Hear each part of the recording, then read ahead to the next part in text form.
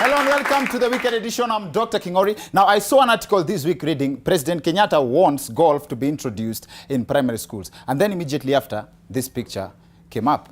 It's a picture of a school with rugged walls. Now, this, I believe, was made by someone who does not understand golf. See, in golf, you need between 9 to 18 holes. This classroom has met the standards. Yeah? And kila mtu understand your story of golf their own way. Naambia mtu, umesikia rais amesema shule wanaleta golf. Sasa kila shule itakuwa na ngorofa. Watoto wawili pale, moja ngorofa, moja footballer. Golf, hiyo ndio iko na pesa sasa. Now, people miss the point on this one. The only problem I see with introducing golf in primary schools is that with golf, you need a field. And we all know what happens to primary school playgrounds. So I don't know how sustainable that is. And the introduction of golf in primary schools is a very noble idea. It's part of the President 4 plan. Golf is the first one, after which they will introduce betting and 2 others in no particular order. And there's also the story of Kenyatta National Hospital is on the spot after surgeons conducted a brain surgery on the wrong patient. If the patient sues, the doctor will have such a hard time proving that he did not steal any of ideas. Now let's have a look at what our reporter Kenyan Njui has for us tonight. If your drinking water tastes funny, literally, that is probably because Eric Omondi swam in it. The celebrated comedian was on the spot this week after a video of him swimming naked in the company of underage individuals leaked online.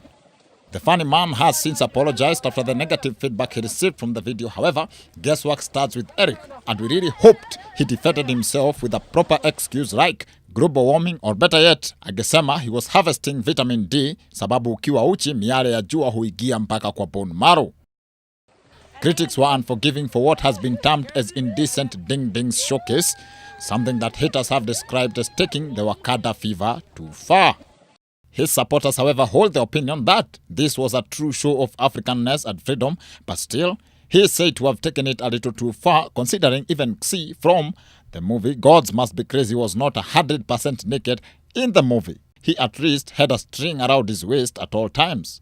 And this movie came out in the 80s, so Eric took us back to 1921 direct. Eric basically became our ancestor in the age of Instagram.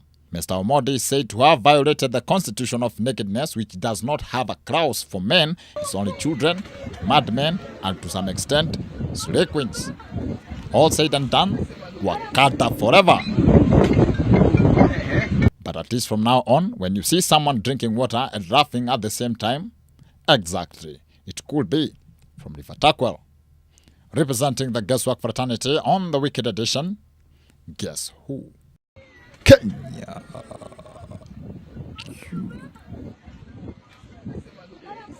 And the main subject of our show tonight is what has become of our environment. We just had to cover this despite the fact that nowadays terms like dry spell na kukata miti have a totally different meaning. The environment CS Keriako Tobiko recently tweeted that Kenya as a whole now has less than 6% forest cover. If you don't find that shocking, then that's shocking. Just to get an idea of how low 6% forest cover is, this is 45% cover. Coincidentally, in some circles, this dress code is described as forest cover. Now, if we continue with trends like this, very soon our forest cover na Eric Omondi one side.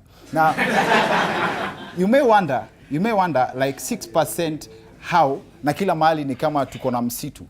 Wait till you find out it's a crisis. And this is what our deputy president had to say about the crisis we are facing.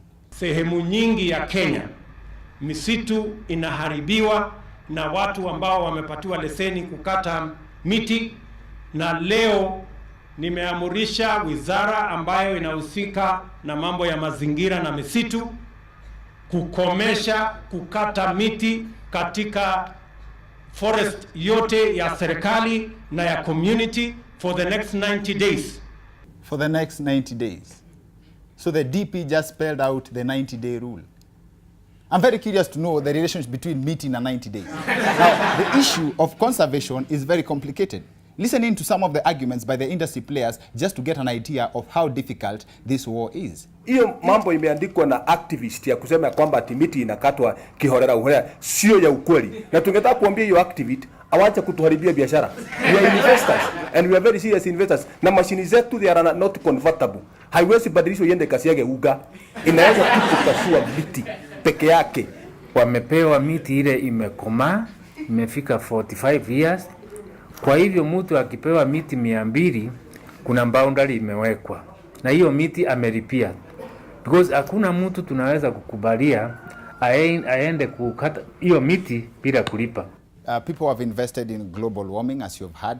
Now, as it turns out, forests get consumed from the inside. Loggers, squatters, charcoal burners are finishing the forest from the inside. Aerial shots of our forest show that our forests are massive clearings covered by trees. As in nje kuna miti, lakini ndani ni mashamba. Ni kama zile mandazi za mtaani, imefura nje lakini ndani hakuna kitu. Kitui Governor Charity Ngilu has been on the spot for what is supposed to be efforts of environmental conservation after she banned the burning of charcoal in her county. They are now burning motor vehicles. Sasa wanachoma gari, wanachana makaa. Actually, juu historia ya kuchoma makaa, Kitui County inafaa itwe Machakos. Na Kitui Governor Ngilu has been accused of inciting a county residents to burn vehicles on site. I think that's witch hunt because kuchoma gari seems to be a governor's thing. Honorable Anyang' Nyong'o, the Kisumu governor, was here last year. Na hata yeye alisema gari ichomwe. Oh, driver. Choma gari moto. See, environmental conservation is one of the things these two governors have in common. Less than 2 weeks ago, while meeting members of the East African Legislative Assembly, Honorable Anyang' Nyong'o warned that Lake Victoria could dry up in 50 years. Within 50 years, if nothing is done drastically, Lake Victoria will be dead because of affluence that was being put in the lake by us human beings.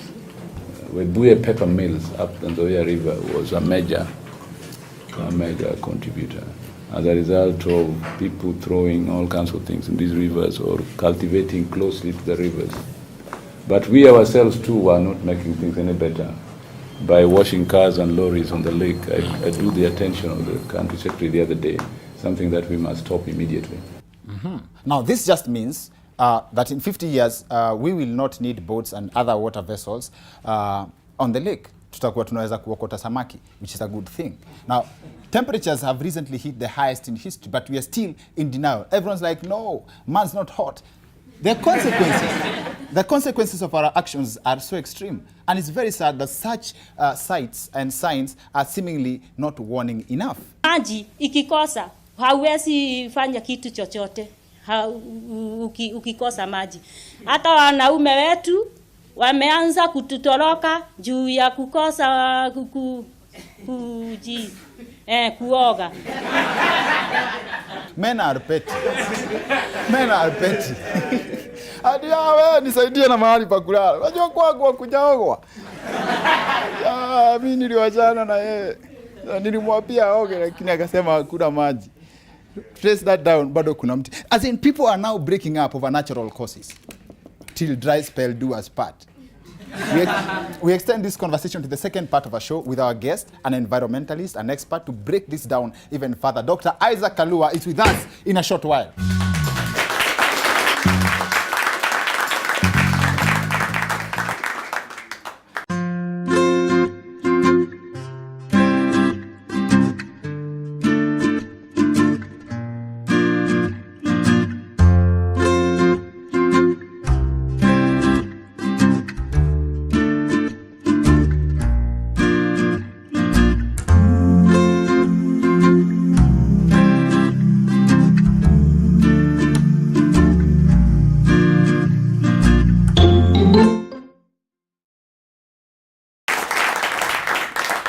Welcome back to the Weekend Edition. I'm Dr. Kingori. The subject of our show tonight, we're discussing the environment, and we just had the perfect guest for that. Dr. Isaac Kalua is with us. Karibu sana.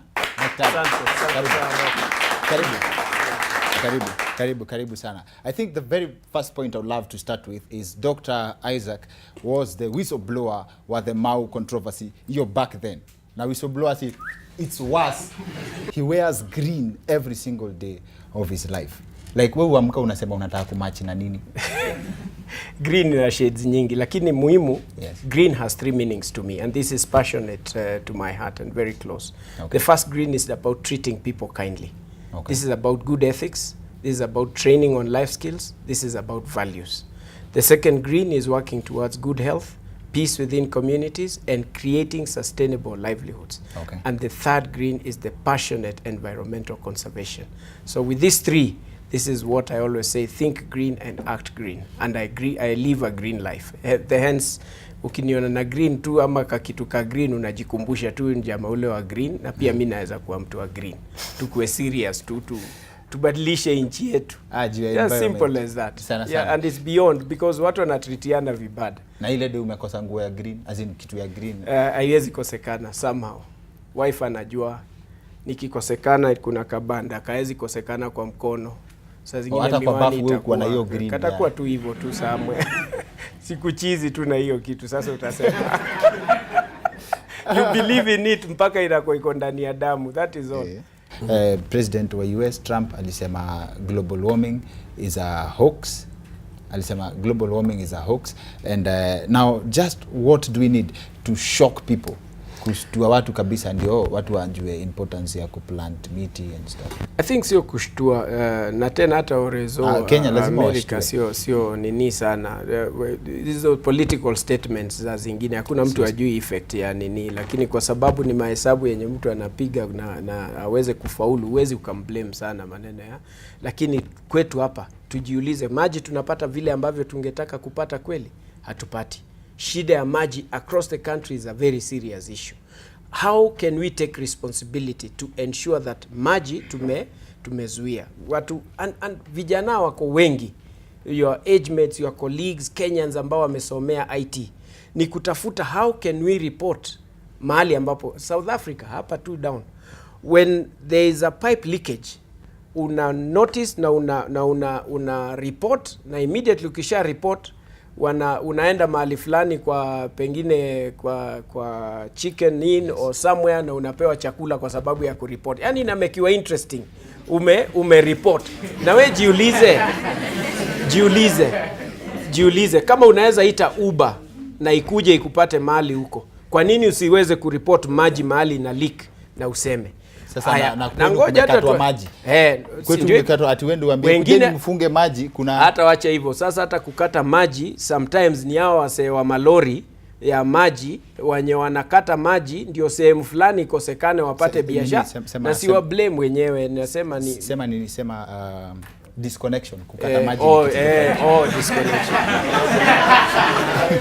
Mimi mkao pia so wana disconnect, and maybe in part of the order ya kuleta hii maji ni njia mzuri. Mwananchi yote akipata opportunity anaweza fanya hivyo, atafanya. Anakata maji ndio supply ikosekane, alafu ni kudisconnect. Disconnect. Kukata ndio hiyo. Unajua kukata maji? Wewe ukata maji? Okay. Sijui nitanieleza. Mkao. Ana vile mngara na shen kutoka tuanze. Sawa. So wengine wana disconnect maji ama wana blow open ndio iweze kuharibiwa pale, yes, ili wafikishe maji. Na hiyo ni system inaweza pangiliwa. Ukiangalia ulitaja maneno ya grazing. Grazing, kwa nini watu wanapeleka ng'ombe huko? Sababu ni ng'ombe mingi na quality ya nyama ni poor. Okay. Kwanza hata vile ambavyo nyama yetu haikubaliki some of the countries, sababu ni ngumu, ng'ombe wanazunguka. So yet unaweza improve quality ya ng'ombe zikuwe chache, quality ya nyama ikuwe high, alafu pia tupate barua ya kupeleka some of the countries. Kuna forest fires, si ndio?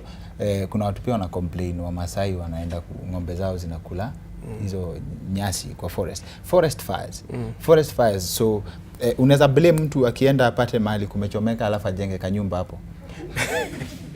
Unaweza, lakini this is a very serious issue, by the way. I'm glad you are bringing it in maneno ya forest fires. Yes. Do you know in 2015, few years ago, yes, katika msitu wa Mau, sababu wananchi hawakuhusishwa na waliona ya kwamba wanafurushwa kutoka vichakani kwa haraka kimchezo na kwa balaa, na ndio mahali ambapo wanatoa chakula chao, walijam wakaweka moto 30,000 hectares. My friend, sijui kama unaelewa 30,000. Unajua uko wicked.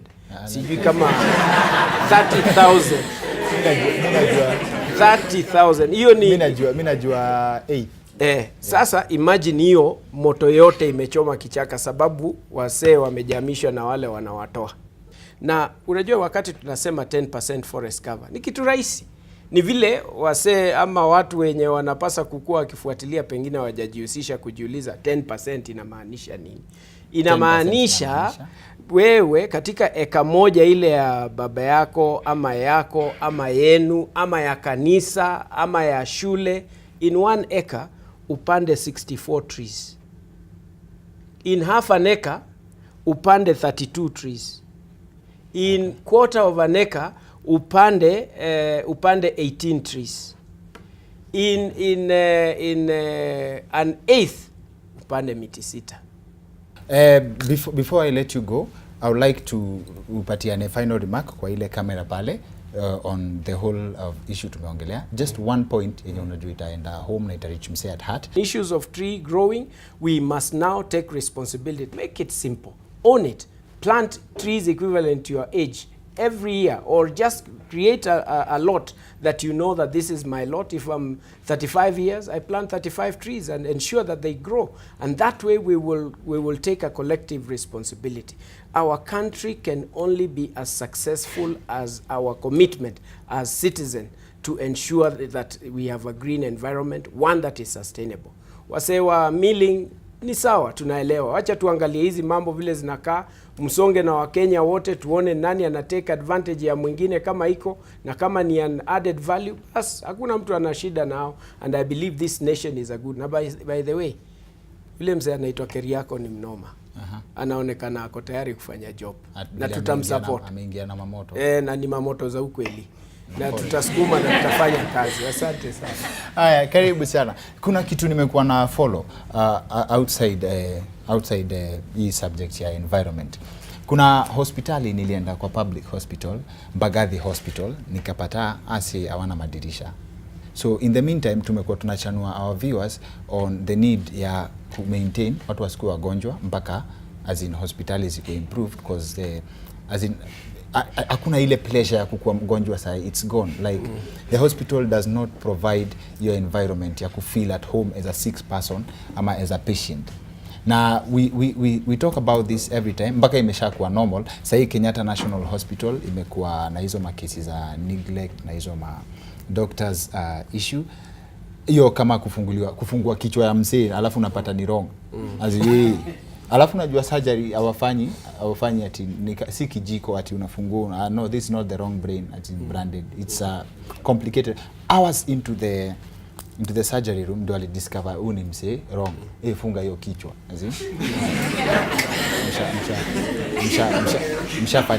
Mshafanya hizo shughuli azim. Na ule mzee sasa tena unajua hiyo process ya kuanza tena, so get the right head, open it and then look into it kama iko na hiyo kitu. It's sad na hizo malpractices za nini. So I chose to stick with Mbagathi Hospital because huko ndio mimi nilienda. Na wewe si mgonjwa lakini ukienda huko unafeel ukiwa mgonjwa already because of the environment. Si ndio? Na it's because I think that health was devolved, like ilitolewa kwa national government ikaekwa kwa county government. Na ni kama wameshindwa kuhandle. Because the saddest thing about all that is number one, the situation is worse in other hospitals. Tutafanya nini ndio wase?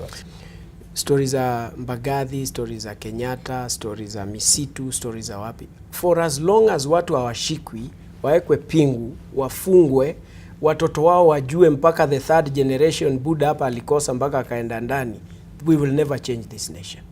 We need for sure, mtu kama amefanya makosa kama hayo, kuna medical na doctors board ishike mtu mwenye alikuwa na makosa, kama ni nurses, kama ni nani. Stories za kufunikana tunasaidiana ati wewe sare bwana usimalizie huyu jamaa na watoi. Sasa watoi wake ndio watafanya watoi wetu wakufe.